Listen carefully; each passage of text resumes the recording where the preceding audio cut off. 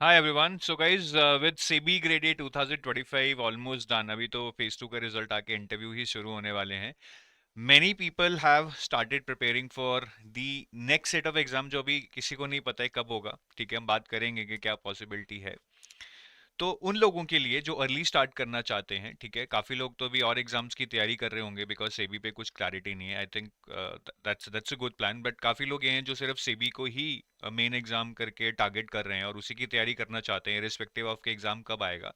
So I'm going to come up with a 9 month study plan in this video, which gives you a good amount of time. अगर आप early start करेंगे तो अच्छे से चीज़ों को कवर भी कर पाएंगे और रिवाइज भी कर पाएंगे. तो इस वीडियो में हम कवर करेंगे सबसे पहले कि हम 9 मंथ स्टडी प्लान क्यों डिस्कस कर रहे हैं, 6 मंथ्स या 12 मंथ्स क्यों नहीं डिस्कस कर रहे हैं, फिर सेबी का पैटर्न ब्रीफ में डिस्कस करेंगे अगर किसी को नहीं पता, और क्या टारगेट स्कोर हमें लाना चाहिए. ठीक है. फिर हम सारे सब्जेक्ट्स की management, costing, quant, finance, company law, reasoning, accounts, economics, descriptive English की एक एक करके हम स्ट्रैटेजी भी डिस्कस करेंगे कि with in a certain time Spain जो भी हम टाइम टेबल में उसको टाइम दे रहे हैं उसको उस सब्जेक्ट को हम जल्दी से जल्दी कम टाइम स्पेन में कैसे कर सकते हैं. आगे जाने से पहले अगर आप सेबी के लिए नए हैं और सेबी की तैयारी करना चाहते हैं तो ये guide book can be really useful to you. This will help you give all the get all the information about SEBI such as salary, departments, promotions, hierarchies, office locations, सब कुछ आपको इस गाइड बुक में मिलेगा. और तीन चीजें जो आपकी प्रिपरेशन में हेल्प करेंगी, आपको पीवाईक्यूज मिल जाएंगे, आपको सेबी का डिकोडेड सिलेबस डिटेल में मिल जाएगा जो नोटिफिकेशन में भी उतना डिटेल में नहीं दिया हुआ है, और फ्री लिस्ट ऑफ रिसोर्सेज अगर आप सेल्फ प्रिपेयर कर रहे हैं तो कौन सी हमारी तरफ से रिकमेंडेड है वो भी आपको मिल जाएंगी. And all this is available at zero cost, which you can download. This guidebook can be downloaded from a link which is given in the description of this video. ठीक है. Now, why 9 months timetable? ठीक है. सबसे पहले तो क्या exam 2026 में होगा मुझे नहीं पता है. ठीक है, होगा या नहीं होगा, I can not comment on that. फिर मैं वीडियो क्यों बना रहा हूँ? क्योंकि काफी लोग तो तैयारी कर रहे हैं. 2026 में नहीं होगा तो 2027 में अर्ली हो सकता है. ठीक है. बाकी 2026 में होने के चांसेस हैं, होगा या नहीं मुझे नहीं पता. होने के चांसेस क्यों हैं? क्योंकि सेबी ने काफी आप याद रखेंगे कि आई थिंक काफी मीडिया में आया था कि SEBI is going to open regional offices, जिसके लिए वो एडिशनल स्टाफ भी हायर करेंगे क्योंकि जब और ऑफिसेस खुलेंगे. तो this is almost something which is in line with what was release. काफी सेबी ऑफिसर्स को सेबी ने ऑप्शन भी पूछा है कि अगर आप जाना चाहते हैं किसी रीजनल ऑफिस में तो अपना प्रेफरेंस दीजिए, बट ये धीरे धीरे होगा, ऐसा नहीं कि एकदम सारे ऑफिसेस खुल जाएंगे. दूसरा, सेबी में एट्रिशन का प्रॉब्लम, एट्रिशन का तो नहीं मैं बोलूंगा, स्टेग्नेशन का प्रॉब्लम है क्योंकि प्रमोशंस नहीं हो पाती हैं. तो उसका भी एम्प्लॉय यूनियन ने इशू रेस किया है मैनेजमेंट के साथ. तो उनको भी यही आंसर मिला है कि since we are opening regional offices we will hire more people, और एग्जिस्टिंग लोग को भी प्रमोशन मिलेगा जब नए लोग हायर करके आएंगे, क्योंकि उनको मैनेज करने के लिए we will need people at a higher level. तो ये सब जो डेवलपमेंट्स हैं इसको देख के लगता है कि एग्जाम 2026 में होने के चांसेस हैं, बिकॉज इसी क्वेश्चन के आंसर में मैनेजमेंट ने बोला था that we are going to recruit people. हालांकि हम कम करेंगे but it would be more on the regular basis. तब वो 50 सीट आती हैं, 60 सीट आती हैं, वो तो नहीं कह सकते, बट ऐसा लग रहा है कि नोटिफिकेशन अब थोड़ा सा रेगुलर आने के चांसेस हैं. तो अगर नोटिफिकेशन आती है एग्जाम कब हो सकता है, again no internal information on this, but I think जैसे लास्ट ईयर हुआ था अक्टूबर के आसपास नोटिफिकेशन आ सकता है, और फिर आपका दिसंबर में अराउंड फेज 1 एग्जाम हो सकता है. ठीक है. तो अभी हमारा कौन सा महीना चल रहा है? मार्च. तो एग्जैक्टली हमारे पास 9 मंथ्स हैं if I am targeting December month in which the exam can be held. और अगर एग्जाम डिले होता है, अगेन जिसके भी चांसेस हैं, तो it would be a bonus for somebody जिसकी तैयारी हो गई है. He can again do multiple rounds of revision and do some more and more questions. और आपको ये भी याद रखना पड़ेगा कि सेबी में वैकेंसीज कोई बहुत ज़्यादा नहीं है, कंपटीशन बहुत ज़्यादा है कि आप आखिरी 2 महीने में तैयारी करके पक्का निकल जाओगे, ये बहुत मुश्किल है. बाकी इस साल पेपर भी बहुत टफ आया है तो आपको अच्छे से पढ़ना पड़ेगा. ठीक है. और पेपर अनप्रडिक्टेबल है, अगले साल और टफ आ सकता है और इजी भी आ सकता है. सो आपको हर टाइप की तैयारी करके जाना पड़ेगा. और जेस्टेशन पीरियड भी है. मैं तो ये बोलता हूँ अगर अब तैयारी शुरू करोगे तो 2-3 महीने में जाके कहीं ना कहीं दिमाग में बैठेगा कि कैसे पढ़ना है, क्या पढ़ना है, कब पढ़ना है, बिकॉज शायद पेपर को समझने में ही, सिलेबस और पीवाईक्यूज को समझने में ही 2 महीने निकल जाते हैं और उतने में हमें पता भी नहीं लगता कि हमने क्या आउटपुट किया या क्या नहीं किया, उसके बाद ही मोमेंटम बनता है। तो अगर हम सारी चीज़ें देखें कि टाइम हमारे पास भले ही ज़्यादा लग रहा है बट कंपटीशन हाई है, वैकेंसीज कम है, पेपर टफ और अनप्रेडिक्टेबल है, I think this much amount is required by somebody at least who is not from commerce background.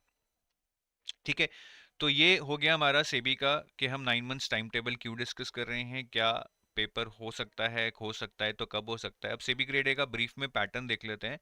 SEBI grade में 2 फेज में एग्जाम होता है और थर्ड फेज इंटरव्यू होता है। फेज 1 में आपका पेपर 1 और पेपर 2 होगा। एक पेपर 1 होगा, एक पेपर 2 होगा। पेपर 1 60 मिनट का होता है जिसमें 4 सेक्शंस आते हैं। ठीक है, इसमें 4 सेक्शंस आएंगे। 4 सेक्शंस कौन से होंगे? क्वांट, रीजनिंग, इंग्लिश, जीए। तीनों में 20-20 क्वेश्चन आएंगे। ठीक है, और 20 क्वेश्चन ये 25 मार्क के होंगे, मतलब हर क्वेश्चन 1.25 मार्क का होगा। तो टोटल 80 क्वेश्चन आएंगे 60 मिनट में और टोटल मार्क्स कितने होंगे? 100। ठीक है, फिर पेपर 2 होता है। ठीक है, इसमें हम जनरल स्ट्रीम की ही बात कर रहे हैं। तो पेपर 2 में आपके 6 सब्जेक्ट्स आते हैं। First is commerce and accounts, second is management, third is finance, fourth is costing, fifth is companies act and sixth is economics. ये 6 सब्जेक्ट आते हैं। ये 40 मिनट्स का पेपर होता है जिसमें 50 क्वेश्चंस आएंगे, हर क्वेश्चन 2 मार्क्स का होगा and the total weightage is 100 marks. ठीक है, ये पैटर्न है। अब इसको क्वालिफाई करने का बहुत ही आसान क्राइटेरिया है। पेपर 1 में you need minimum of 30 marks, paper 2 में you need minimum of 40 marks out of 100 and the overall cumulated score of paper 1 and paper 2 should be 40% out of 200, that is 80 marks। ठीक है, तो paper 1 में 30 marks लाएंगे, paper 2 में minimum 40 marks लाएंगे, बनेंगे 70। लेकिन इसके अलावा 10 मार्क्स और लाने पड़ेंगे ताकि टोटल कट ऑफ भी जो है पेपर 1 और पेपर 2 की मिला के 80 मार्क्स, वो भी आपकी क्लियर हो जाए। अगर आप ये मार्क्स ले आते हैं, 80 मार्क्स ले आते हैं ओवरऑल, और पेपर 1 में 30 मार्क्स, पेपर 2 में 40 मार्क्स, तो आप फेज 2 में जाएंगे ही जाएंगे, भले ही आपका कोई भी रैंक हो। कोई कॉम्पिटिटिव रैंक नहीं चाहिए कि फर्स्ट 100 में आना है, फर्स्ट 200 में आना है, आप फेज 2 में जाएंगे ही जाएंगे। फेज 2 का जो पैटर्न है उसमें भी 2 पेपर होते हैं। ठीक है, paper 1 is on descriptive English, जिसमें आपको एसे, प्रेसी और कॉम्प्रिहेंशन 3 चीजें आएंगी। ठीक है, टोटल 60 मिनट का पेपर होगा और 100 मार्क्स का होगा। इसका वेटेज 1/3 होता है।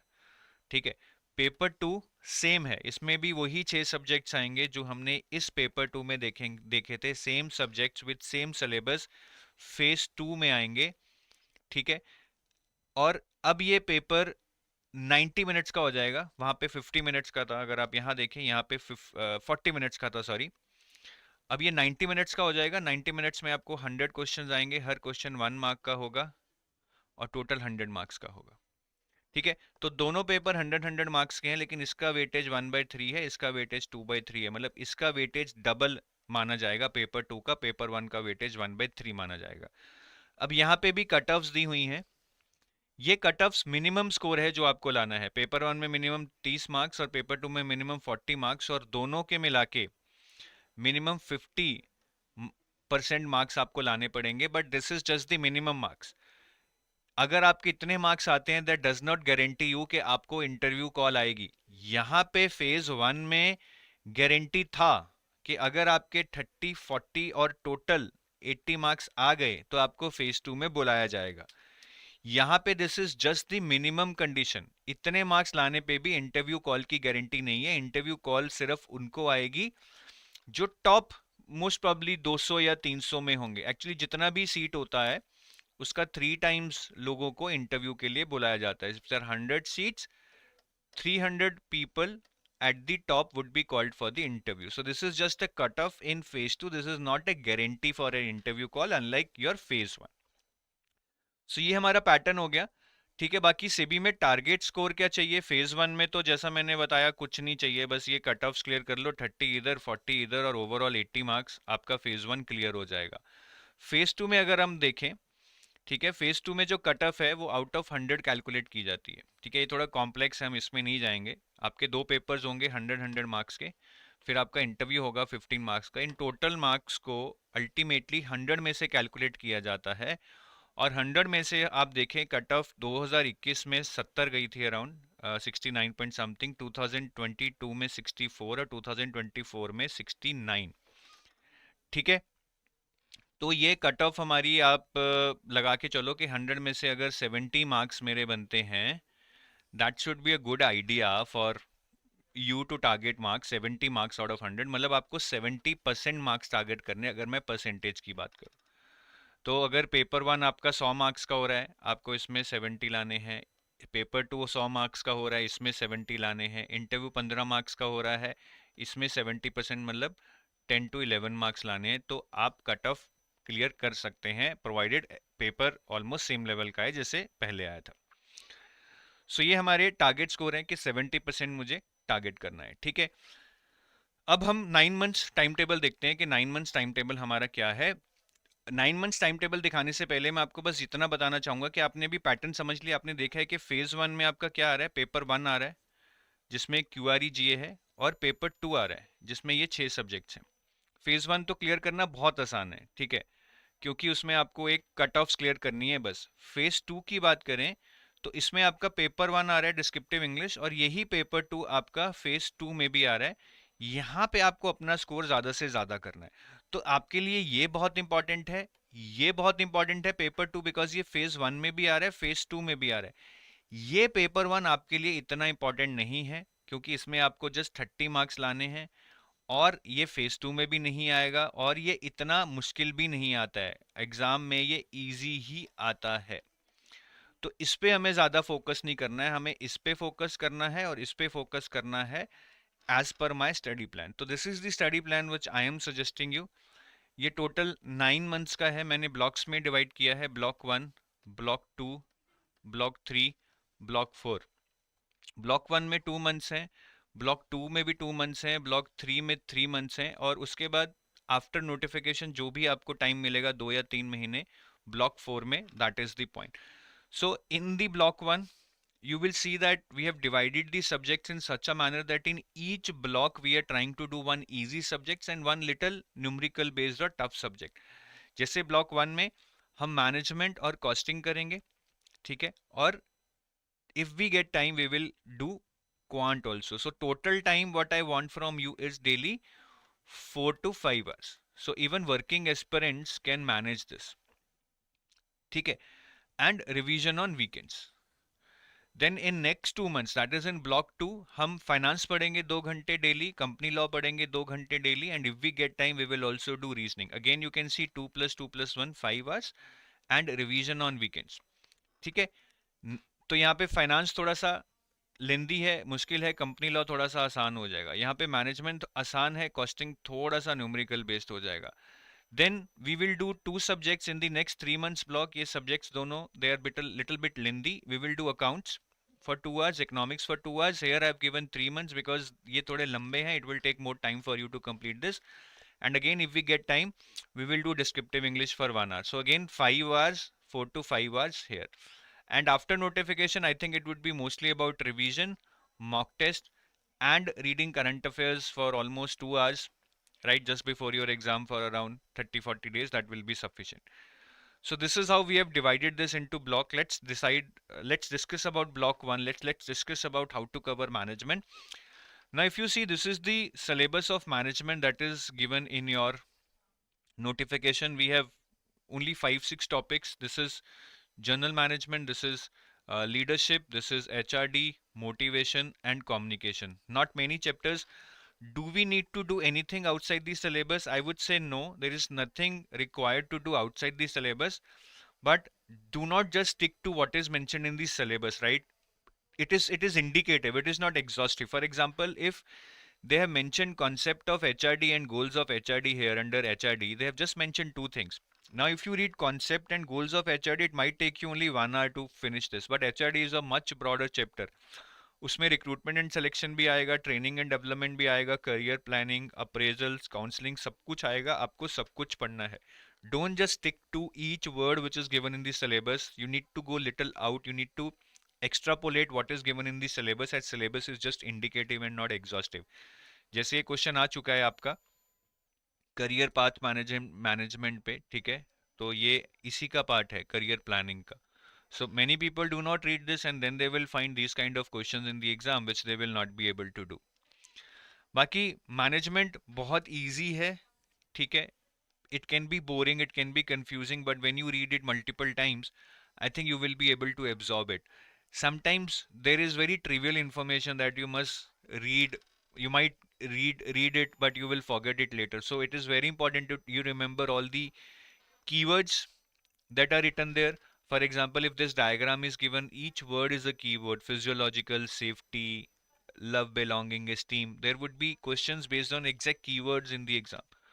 तो मैनेजमेंट को समझना है, बट साथ साथ में जो कीवर्ड्स हैं जो हमें शायद इतने इंपॉर्टेंट नहीं लग रहे हैं उनको याद रखना है, बिकॉज वो एग्जैक्ट कीवर्ड्स ही आपको ऑप्शन में देखने को मिलेंगे. ठीक है, तो मैनेजमेंट में अगर आप क्वेश्चंस देखोगे बहुत आसान भी आ सकते हैं, ऐसे वन लाइनर आ जाएंगे आपको, but they can be application based also. Specially if you see in 2026 questions का लेवल बहुत ज़्यादा उठा है, both in phase 1 and phase 2. For example take this question. इसमें दिया गया है कि कस्टमर की नीड्स हैं, he wants to open a basic savings account, he needs premium cards, he need insurance protection, he needs relationship manager. So how would you map this to the Maslow need hierarchy? Now this is not an easy question. It might confuse you in the exam. This is purely application based question. You must know the Maslow theory and you should be able to apply those concepts here as per the needs of the customer of the bank. ये आसान नहीं है. फिर इस तरह से match the column भी आए हैं. ये again concepts are not different, but all these is making questions little difficult, little time consuming, which is making a paper lengthy and is creating a lot of uh, uh, pressure on you while you are solving this in the exam. Even see this, you were given 3 to 4 statements, right? And you would have to choose all these 4 statements whether they belong to administration or management. So this is also kind of match the column that map these 4 statements to either administration or management. So if first statement is administration, it would be written here. Likewise, second statement is management, it is written here. So you would have to map these 4 statements and you would have to find the right answer here. So again, this is not tough, but this is lengthy, this is time consuming, which is creating extra pressure on you while you are solving the paper in the exam hall. ठीक है, so management में सबसे पहले सारा पढ़ के जाना है. Do not just stick to the syllabus, read from a standard book, read everything, revise a lot. Management generally लोग भूल जाते हैं. And do application based questions. जब भी आप चैप्टर वाइज क्वेश्चंस करें, मॉक टेस्ट करें, तो इजी पीजी क्वेश्चंस पे ना जाएं, एप्लीकेशन बेस्ड क्वेश्चंस पे फोकस करें. एग्जाम में वैसे ही क्वेश्चंस आ रहे हैं तो वैसे ही क्वेश्चंस आपको करने चाहिए. ठीक है, तो जनरली लोग यही गलती करते हैं कि पढ़ जाएंगे लेकिन क्वेश्चंस एग्जाम लेवल के नहीं करेंगे, जहां पे फिर एग्जाम में बैठकर उनको दिक्कत आएगी. And these are the 2 best books for management: principles and practices of management by L M Prasad and human resource management again by L M Prasad. तो आपके A B C E F unit आपके इससे हो जाएंगे. HRD can be done from this book. So next in the line is costing. ठीक है, costing थोड़ा सा न्यूमेरिकल ओरिएंटेड सब्जेक्ट है. कॉस्टिंग का जो सिलेबस है, again it is divided into 4 units. The first unit is a very basic unit, overview of cost and management accounting, where we discuss about different types of cost. Then there are methods of costing, जिसमें हम different methods of costing के बारे में discuss करते हैं: job costing, batch costing, process costing. And then there is methods of cost control, standard costing, marginal costing, budget and budgetary control. Very important. ये जो 2 chapter हैं इनमें से काफी न्यूमेरिकल भी एग्जाम में देखने को मिल सकते हैं. And the fourth unit is on lean system and innovation, which is very easy. It has nothing to do with first 3 units. Even if you want to start today, you can directly jump on to the fourth unit, which is very easy, can be finished in 3 to 4 hours. तो अगर आपके पास time कम है, आप fourth unit तो पढ़ ही जाना, उसमें से भी आपको 2-3 क्वेश्चन एग्जाम में मिल जाएंगे, both in phase 1 and phase 2. Is there anything that you should be reading outside the syllabus? Not as such, but हर साल कुछ क्वेश्चंस देखने को मिलते हैं मटेरियल कॉस्टिंग पे, लेबर कॉस्टिंग पे, एक्टिविटी कॉस्टिंग पे, ओवरहेड कॉस्टिंग पे, joint and by product costing पे. It's not like that there would be a question from each of these topics. Maybe one question from any of these topics might be there each year. and these are not part of syllabus. For example, in 2024 there was a question on activity based costing, which I mentioned here.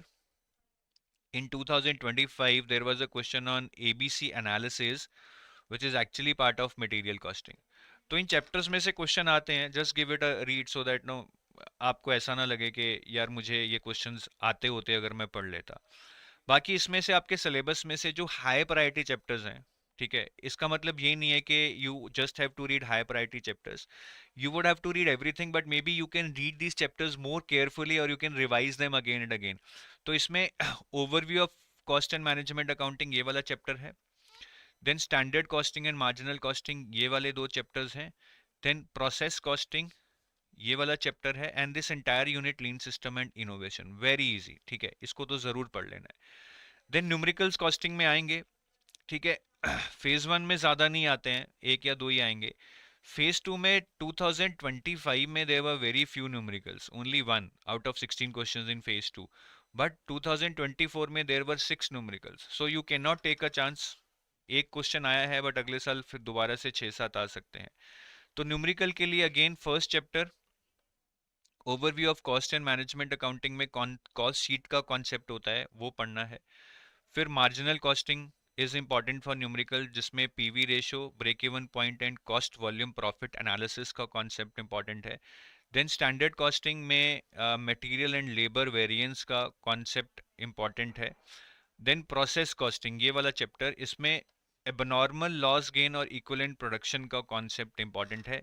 तो ये चीज़ें अगर आप पढ़ जाएंगे, I think you will be good to go and score will be high in costing. Questions आते हैं, numerical काफ़ी बेसिक आते हैं, और काफ़ी क्वेश्चंस आपको बेसिक भी मिलेंगे, जैसे बहुत ही बेसिक क्वेश्चन है कि सिक्स सिग्मा में डिफेक्ट लेवल क्या होता है। फिर थोड़े से एप्लीकेशन बेस्ड क्वेश्चंस भी आते हैं। तो ऐसा नहीं है कि बिल्कुल ही यू रीड सम कुंजी और some brief summary of the chapters, that is not going to help you. अच्छे से पढ़ने हैं क्वेश्चंस, इजी भी प्रैक्टिस करने हैं, टफ भी प्रैक्टिस करने हैं, ठीक है।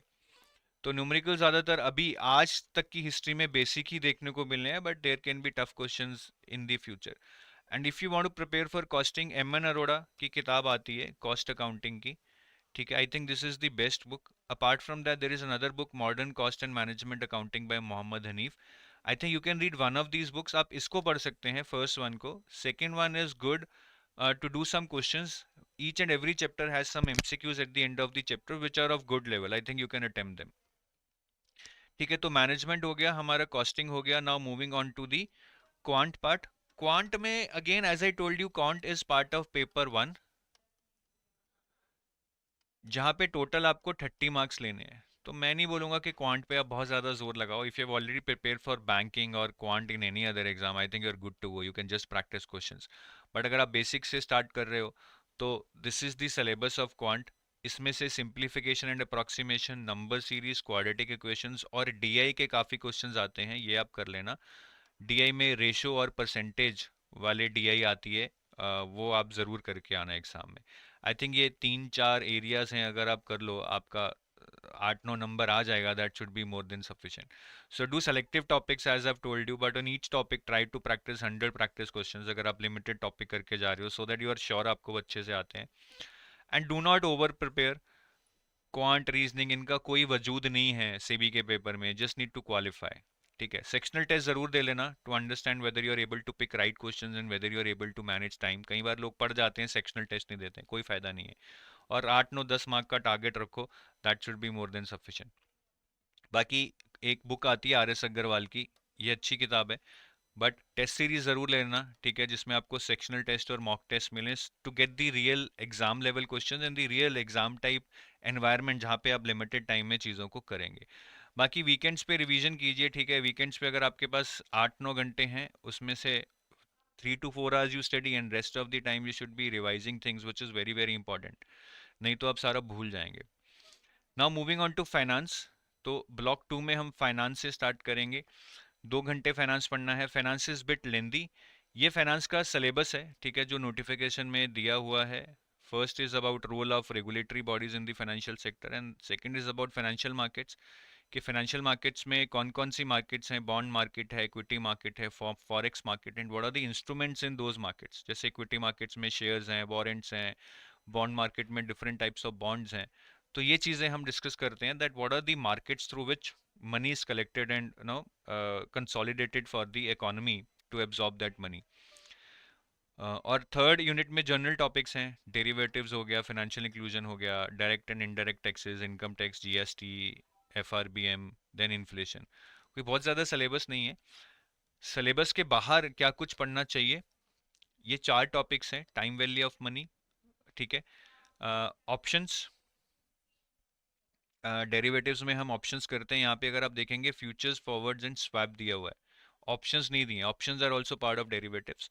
Mutual funds which are actually related to equity, and then risk management which is a universal topic जो आपको पढ़ना चाहिए। और आप देख सकते हैं इस साल भी म्यूचुअल फंड पे क्वेश्चन आया था 2025 में, ठीक है।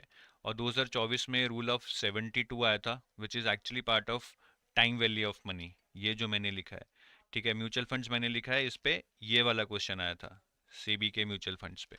तो क्वेश्चंस आते हैं इन टॉपिक्स में से, ज़्यादा नहीं आएंगे, but if you can even read this I think you will get an as.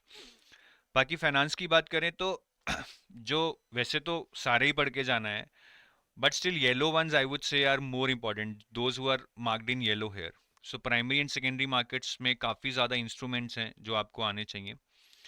Derivatives में से क्वेश्चन आते हैं, direct and indirect taxes, income tax और जीएसटी में से बहुत सारे क्वेश्चन आए थे इस साल, ठीक है। बाकी finance commission, fiscal policy, FRBM, यहाँ से भी एक एक दो दो क्वेश्चंस आ जाते हैं।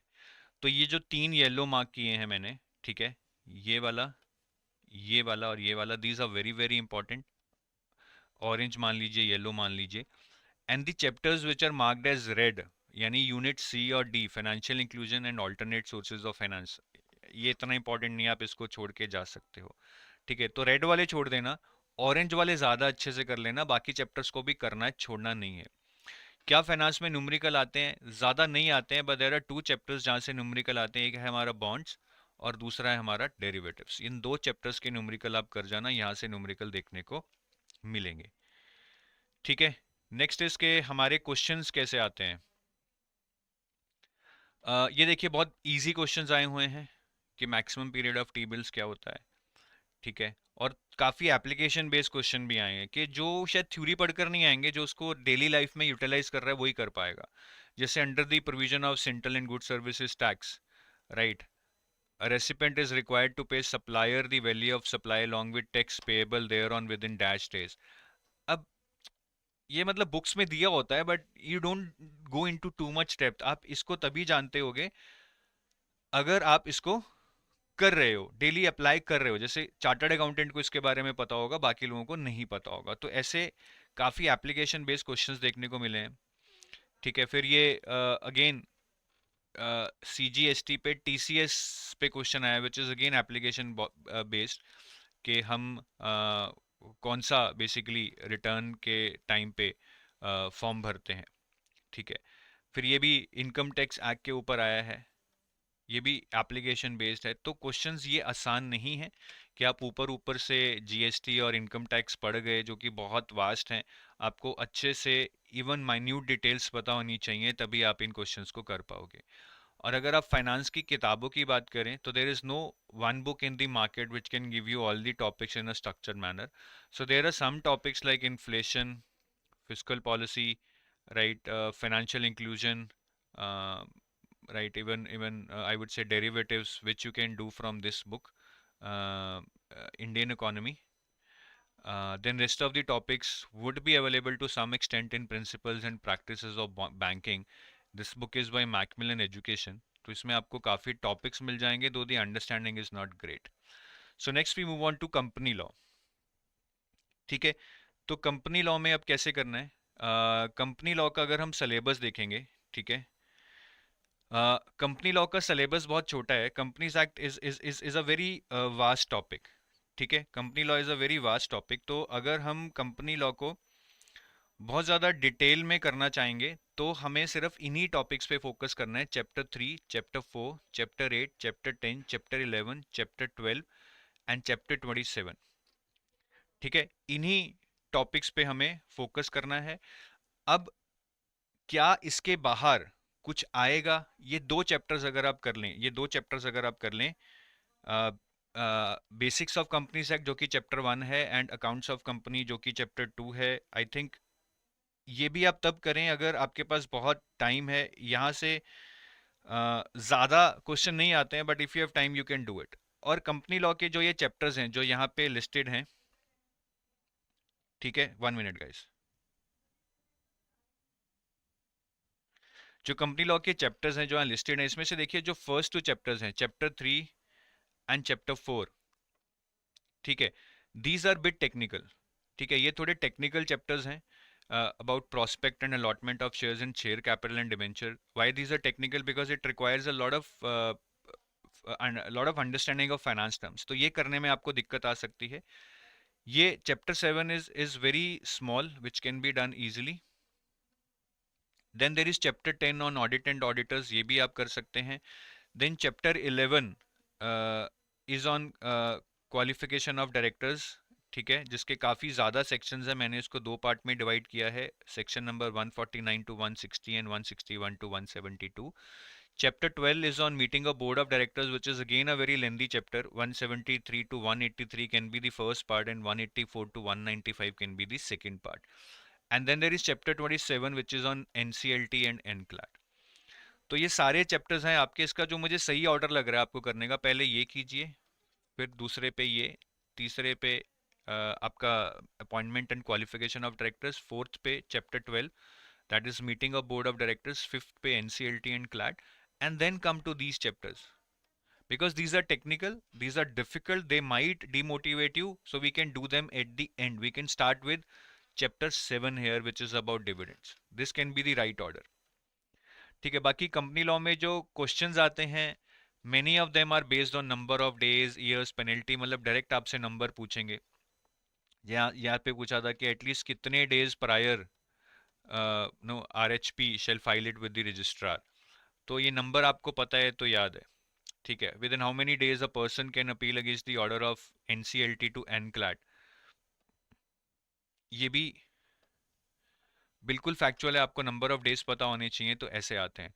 बट 2026-25 का जो एग्जाम हुआ था उसमें काफ़ी मुश्किल क्वेश्चन भी आए। मुश्किल कैसे बनाया? उन्होंने फैक्ट्स को ही मल्टीपल ब्लैंक्स में, मतलब एक ही क्वेश्चन में 3 ब्लैंक्स डाल दिए। Now instead of knowing 1 fact you should remember all the 3 facts जो कि इन 3 ब्लैंक्स में आएंगे, विच मेक्स इट डिफिकल्ट, क्योंकि अब आपको एक नहीं 3 फैक्ट पता होने चाहिए।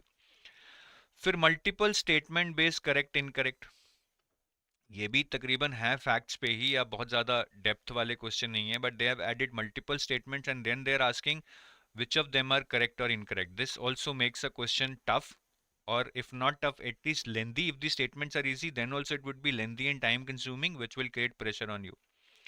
ठीक है, ये बिल्कुल ही एप्लीकेशन बेस्ड क्वेश्चन आया है कि सेबी ने 150 करोड़ का IPO किसी को देने की मंजूरी दी है, तो मिनिमम कितना सब्सक्रिप्शन होना चाहिए? तो थ्योरी में हम पढ़ते हैं 90%, तो यहाँ पे मुझे अप्लाई करना है कि 90% of 150 crore would be 135 crore. तो इस तरह से ये एप्लीकेशन बेस्ड क्वेश्चन था, जो कि अगेन काफ़ी रेयरली सेबी में देखने को मिलते हैं, बट 2026 में काफ़ी देखने को मिले। ओवरऑल क्वेश्चंस में कॉन्सेप्ट सेम यूज हो रहे थे, but questions were bit tough as they were lengthy और they were of different types. ठीक है, तो अगर मैं डायरेक्ट और फैक्चुअल क्वेश्चंस जो मैं आपको बता रहा हूँ उसकी बात करूँ, तो फेज 1 में 2026 में, सॉरी 2025 में, बार बार 26 बोल रहा हूँ, 2025 में 9 out of 7 questions were factual, और फेज 2 में भी 9 क्वेश्चन आए थे, उसमें 5 वर फैक्चुअल। तो at least 50% of your questions both in phase 1 और phase 2 are going to be factual, directly based on facts. फिर आपको कभी कभार इंपॉर्टेंट सेक्शन नंबर्स पूछ लेते हैं। ठीक है, जैसे इस बार पूछा था that under which section of the companies act are the provisions related to securities premium account and it's permitted application specified, कि सिक्योरिटीज प्रीमियम अमाउंट का पैसा कैसे यूज हो सकता है, कौन सा सेक्शन डिफाइन करता है, वो पूछ लिया। तो इस तरह से सेक्शन नंबर्स आपको आने चाहिए, सारे नहीं तो एटलीस्ट जो थोड़े इंपॉर्टेंट हैं, जहाँ पे कुछ बड़ी पावर्स डिफाइन की जा रही हैं। फिर काफ़ी क्वेश्चन इस तरह पे होते हैं कि किसी चीज़ को अप्रूव करने की पावर किसके पास है, ठीक है, उसमें आसान होते हैं बट हम कंफ्यूज हो जाते हैं ऑप्शंस देख के। तो ये सारा हमने पढ़ा होता है, बट ये ऑप्शंस देखेंगे तो हम कंफ्यूज हो जाएंगे कि बोर्ड ऑफ डायरेक्टर्स था या सेंट्रल गवर्नमेंट था, क्योंकि काफी सिनेरियोज में बोर्ड ऑफ डायरेक्टर्स होंगे, काफी सिनेरियोज में सेंट्रल गवर्नमेंट होगी, काफी सिनेरियोज में शेयर होल्डर्स होंगे। So at the end of the day if we don't differentiate clearly the scenarios कि कहाँ पे कौन अप्रूवल अथॉरिटी है, ऐसे क्वेश्चंस में हम कंफ्यूज हो जाते हैं। ठीक है, तो फैक्ट्स को याद रखना है, सेक्शन नंबर्स को याद रखना है, और अप्रूवल कौन सी अथॉरिटी देती है, ठीक है, या क्या हायरार्की है अप्रूवल की, वो याद रखना है। This is just some of the areas, बाकी कंपनीज लॉ में क्वेश्चन कहीं से भी आ सकता है। This is one of the most scoring area I would say. तो सारे चैप्टर्स इंपॉर्टेंट हैं। चैप्टर 3 और 4 थोड़े से टेक्निकल हैं, उसको बाद में कीजिए। फैक्ट्स पे बहुत ज़्यादा ध्यान दीजिए, ठीक है, इंपॉर्टेंट सेक्शन नंबर्स पे ध्यान दीजिए, एंड किसी चीज को अप्रूव या रिमूव करने की पावर किसके पास है उसको अच्छे से ध्यान कीजिए। और एग्जाम टाइप क्वेश्चंस प्रैक्टिस कीजिए जिसमें multiple fill in the blanks हो, ठीक है, जो एप्लीकेशन बेस्ड हो, ये आपको करना होगा। ठीक है जी। और ये आप कंपनीज एक्ट को अगर अच्छे से करना चाहते हो तो मिनिस्ट्री ऑफ कॉर्पोरेट अफेयर्स पे जाकर आपको कंपनी लॉ का पूरा चैप्टर वाइज कंटेंट मिल जाएगा। ठीक है, वहां से आप पढ़ सकते हो। बेयर लॉ है वो बेस्ट रहेगा। बाकी रीजनिंग कैसे करनी है, रीजनिंग के लिए बहुत आसान है जी। रीजनिंग का सिलेबस बहुत ज़्यादा है, ठीक है, बट मुझे लगता है कि आप अगर पजल्स और सीटिंग अरेंजमेंट कर लें, ज़्यादा मुश्किल नहीं आते हैं। इनक्वालिटी और सिलोजिज्म कर लें, चाइनीज़ कोडिंग, ब्लड रिलेशन और डायरेक्शंस कर लें, that is going to give you good value for money. Again हमें इसमें 25 में से 25 नहीं लेने। I think a good score of 10 marks should be good. तो सेलेक्टिव टॉपिक्स करो, अच्छे से क्वेश्चंस करो, बहुत सारे सेक्शनल टेस्ट दो, और 10 मार्क्स टारगेट करो। That is going to be more than sufficient. This RS Agarwal book is good for reasoning, but साथ में सेक्शनल टेस्ट और मॉक टेस्ट जरूर दे लेना, इसमें ज़्यादा टाइम खपाने की ज़रूरत नहीं है। Now moving on to the accounts part. ठीक है, अकाउंट्स में अगेन हमें 2 घंटे पढ़ना है ब्लॉक 3 में। ये अकाउंट्स का सिलेबस है जो दिया हुआ है, ठीक है।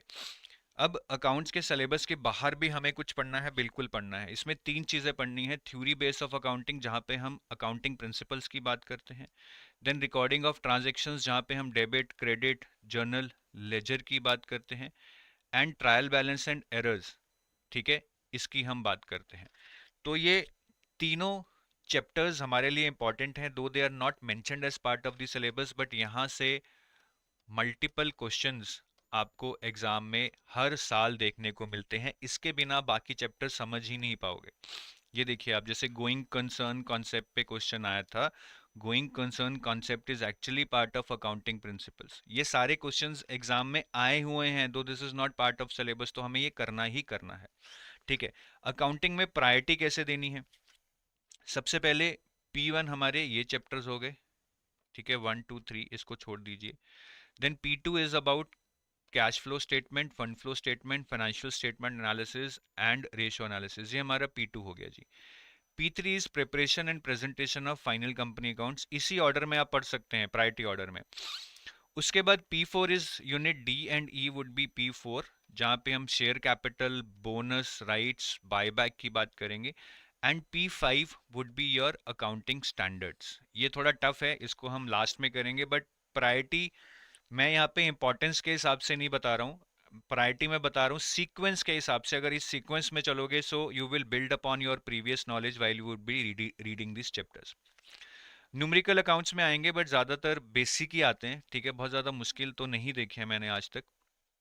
इस तरह के बेसिक न्यूमेरिकल्स आ सकते हैं रेशोज में से, या क्रेडिट या डेबिट एंट्रीज आ सकती हैं, जो आपका ये वाला चैप्टर है, अकाउंटिंग फॉर शेयर कैपिटल हो गया या बायबैक हो गया, इनमें से आपको ये भी आ सकते हैं। ठीक है, तो काफ़ी क्वेश्चंस डायरेक्ट आएंगे, बड़े ही डायरेक्ट क्वेश्चंस देखने को मिलते हैं, बट काफ़ी क्वेश्चंस टेढ़े भी आएंगे। जैसे लास्ट ईयर जैसे ये मैच द कॉलम वाले क्वेश्चंस आए थे, ये लेंदी थे और टाइम कंज्यूमिंग थे।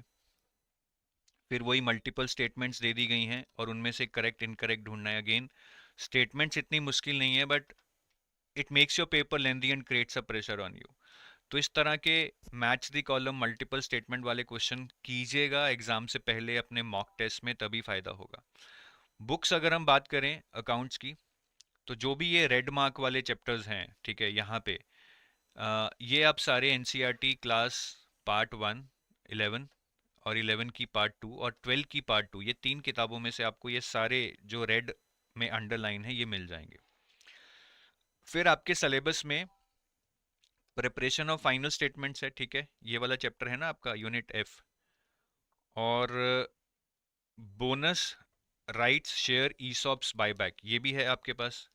बोनस राइट्स ईसॉप्स और बायबैक, ये सारे चैप्टर्स आपको आईसीआई के स्टडी मटेरियल में मिलेंगे। तो आईसीआई के स्टडी मटेरियल में आपने इंटरमीडिएट मॉड्यूल में जाकर पीडीएफ्स ढूंढने हैं जिनमें आपको ये मिलेगा। मैं उतना डिटेल में अभी आपको नहीं बता पाऊंगा।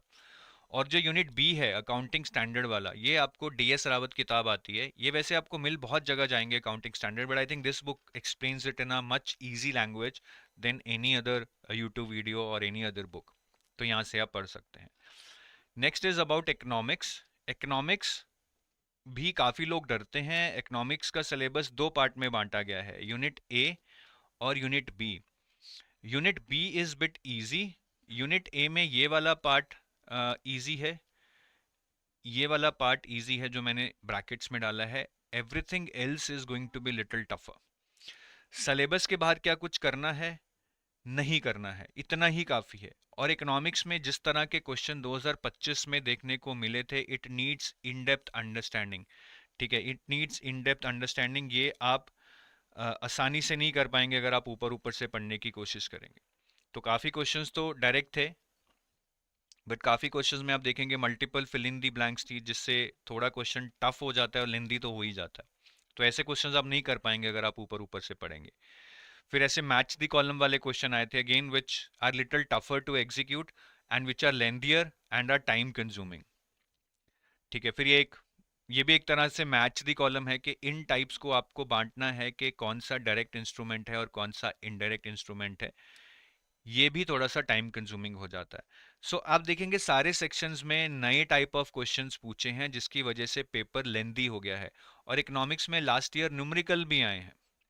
ये M3 मनी सप्लाई पे न्यूमेरिकल आया था, मनी मल्टीप्लायर पे न्यूमेरिकल आया था। काफ़ी फेज 1 फेज 2 मिलाए तो टोटल 4 न्यूमेरिकल आए थे। तो अगर हम न्यूमेरिकल के लिए चैप्टर्स देखें तो नेशनल इनकम अच्छे से कर लें, ठीक है, डिमांड एंड सप्लाई अच्छे से कर लें, फिर elasticity of demand and supply कर लें, and demand and supply of money. ये 4 चैप्टर्स हैं जो आपको अच्छे से करने हैं। यहीं से आपको न्यूमेरिकल देखने को मिले हैं पेपर में। ठीक है, ये 4 चैप्टर्स आप न्यूमेरिकल्स के अच्छे से कर लें। तो इकोनॉमिक्स में भी सारे चैप्टर्स करने हैं, न्यूमेरिकल ज़रूर प्रैक्टिस करें, टफ क्वेश्चंस प्रैक्टिस करें जिसमें मैच द कॉलम है, multiple fill in the blanks हैं, करेक्ट इनकरेक्ट स्टेटमेंट्स हैं, क्योंकि एग्जाम में आप वो तभी कर पाएंगे अगर एग्जाम से पहले उनको प्रैक्टिस करेंगे। पहले यूनिट बी पढ़ें, फिर यूनिट ए पे जाएं, बिकॉज ए थोड़ा टफ है, बी थोड़ा इजी है। और ये दो किताबें हैं, एक रमेश सिंह की किताब है इंडियन इकोनॉमी के ऊपर, जिससे आपका यूनिट बी कवर हो जाएगा। देन एक प्रिंसिपल ऑफ माइक्रो इकोनॉमिक्स की किताब है HL आहूजा की, जिसमें से काफ़ी चैप्टर आपके यूनिट ए के कवर हो जाएंगे। बाकी डिस्क्रिप्टिव इंग्लिश में कुछ ज़्यादा नहीं करना भाई, मतलब ऐसे प्रेसी और कॉम्प्रिहेंशन आएगा, इसको बस प्रैक्टिस कीजिए। एडिटोरियल्स पढ़िए और अपने वर्ड्स में उसको ऐसे की फॉर्म में लिखिए या प्रेसी की फॉर्म में लिखिए। ऐसे टॉपिक्स ज़्यादातर इनमें से एक एरिया में से आपको फंस जाता है। जैसे लास्ट ईयर इस पे आ गया था सोशल मीडिया पे, how social media impacts public policy discourse and elections. ठीक है, कई बार सोशल इश्यूज पे आ जाता है, drug abuse, women empowerment, illiteracy in India. काफ़ी बार इकोनॉमी या फाइनेंस पे आ जाएगा, मर्जर्स एंड एक्विजिशंस, या मैनेजमेंट पे आ जाएगा, मेंटल हेल्थ। तो आप सारे एरियाज में से कुछ कुछ टॉपिक्स करके जाइए, there is a good chance कि एक टॉपिक आपको एग्जाम में आपका करा कराया मिल सकता है। बाकी रिवीजन साथ साथ में करनी बहुत इंपॉर्टेंट है, इसीलिए मैंने वीकेंड्स पे रिवीजन को डाला है। लास्ट में रिवीजन को मत रखिए, साथ साथ में कीजिए, लास्ट में तो करनी ही पड़ेगी। बाकी ज़्यादा से ज़्यादा MCQs सॉल्व कीजिए, specially for factual subjects like costing, company law, management. इससे ज़्यादा रिवीजन होगा MCQ से। And recall is the best form of revision. ज़्यादा से ज़्यादा चीज़ों को PDF देख के मत रिवाइज करें, PDF बंद करके रिकॉल करें कि आपने क्या पढ़ा था, उससे अच्छा रिवीजन आपका होगा। बाकी मॉक टेस्ट जो आपको देने हैं, I would say start mock test only after 70% of your syllabus is complete. Don't start too early. The purpose of mock test is to evaluate yourself and not to learn through questions. कम mock test दे लो but अच्छे से analyse करो. एक mock test को कम से कम 4 घंटे 5 घंटे एनालाइज करो and do give mock test with gap of at least 1 day. Monday के बाद ट्यूसडे नहीं देना है, एटलीस्ट वेडनेसडे तक वेट करो. और मॉक टेस्ट को एग्जाम टाइप एनवायरनमेंट में दो. ऐसा नहीं है कि बीच में उठ गए पॉज कर दिया, बैक टू बैक दो. और पेपर 1 पेपर 2 एग्जाम में इकट्ठे होते हैं तो इकट्ठे ही दो, ताकि आपको बिल्कुल एग्जाम टाइप एनवायरनमेंट लगे. और 2 घंटे आपको जीए पढ़ना है लास्ट में. अगेन, अगर आपका क्वांट रीजनिंग बहुत वीक है तो इस पे बहुत ज़्यादा मेहनत करनी पड़ेगी, लेकिन अगर क्वांट रीजनिंग सही है तो जीए को आप थोड़ा कैजुअली ले सकते हैं. इसमें 10 से 12 क्वेश्चंस आपको मिसलेनियस जीए पे आएंगे, जिसमें अवार्ड्स या कोई चीज़ कुछ पहली बार होती है उस पे क्वेश्चन पूछ लिया जाता है. स्पोर्ट्स, साइंस एंड टेक, ये एरियाज रहते हैं.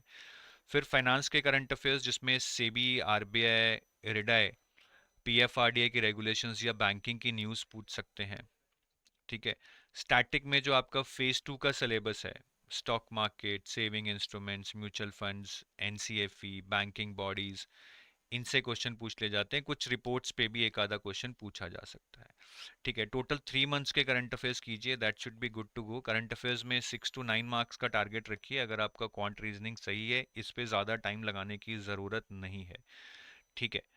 और मुझे लगता है कि टाइम टेबल से ज़्यादा what you require at this point in time is intent. Time table 9 का आप 10 में भी कर सकते हैं, 7 में भी कर सकते हैं. What is important is intent. अगर इंटेंट है तभी आप इतना लंबा टिक पाएंगे, इतना लंबा कर पाएंगे, बार बार रिवाइज कर पाएंगे. पैशन और जुनून के बिना कुछ नहीं होने वाला है. ठीक है. So with this I take your leave. I wish you all the best. और अगर आप हमारे कोई कोर्सेज लेना चाहते हैं तो आप इस नंबर पे कॉल कर सकते हैं. They will guide you.